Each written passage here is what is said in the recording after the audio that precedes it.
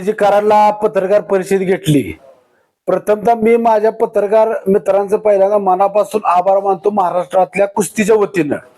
कारण आभार मानायचं कारण एवढंच की सिकंदर शेख वरती गुन्हा दाखल झाल्यानंतर फक्त त्याला देशद्रोहीच करायचा राहिला होता. फक्त प्रसार माध्यम असतील किंवा कोर्ट असेल किंवा जे पोलीस खातं चौकशी करत होतं की देशद्रोहीच्या उद्देशानंच करत होतं.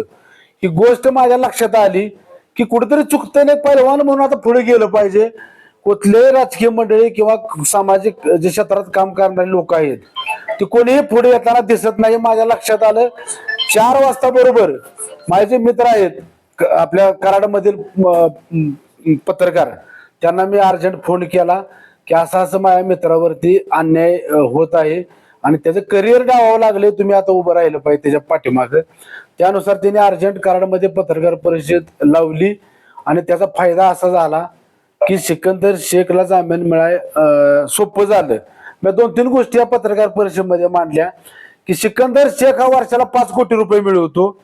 तो आर्मीमध्ये हवालदार या पदावरती होता 3 वर्ष. त्याला कायदा आणि शस्त्र या दोन्ही गोष्टीविषयी चांगलं ज्ञान आहे. आणि अजून एक गोष्ट मांडली की त्याला रोज 3 लाखापासून 15 लाखापर्यंत बक्षीस मिळतं, तर त्याला शस्त्र विकायची गरज काय.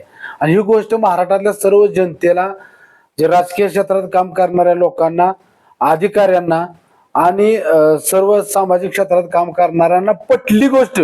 कारण एक पैलवानाची बाजू घेतोय ही खूप महत्वाची गोष्ट होती. त्यामुळे सर्व राजकीय मंडळी पुढे आली आणि त्या राजकीय मंडळींनी तिथले मुख्यमंत्री असतील किंवा जे पोलीस अधिकारी असतील यांना समजून सांगितलं आणि सिकंदर शेख सारखा हिरा बदनामीपासून आणि त्याचं करिअर वाचण्यापासून तो वाचला आणि त्याचा जामीन मंजूर झाला.